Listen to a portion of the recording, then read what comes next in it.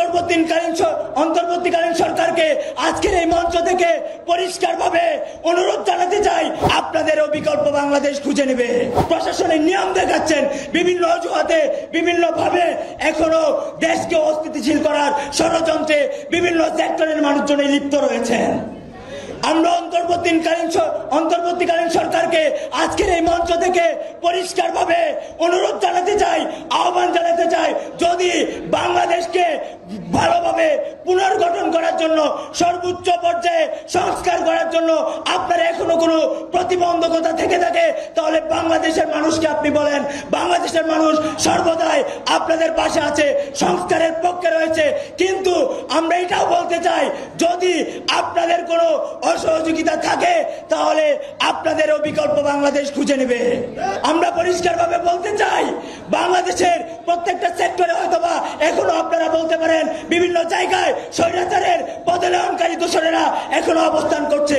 আমরা অন্তর্বর্তীকালীন সরকারকে বলতে চাই, আপনাদের যদি কাজ করতে অসুবিধা হয়, রাষ্ট্র সংস্কারে যারা বাধা হয়ে দাঁড়িয়েছে তাদেরকে আপনারা সমূলে নির্মূল করতে পারেন।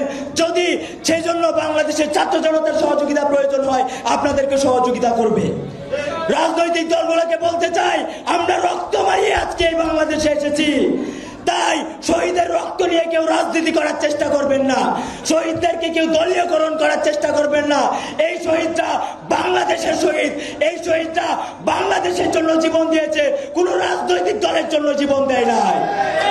যদি রাজনৈতিক যে দলের জন্য জীবন দিত তাহলে গত 16টা বছর কি করেছেন আমাদের প্রশ্ন জাগে।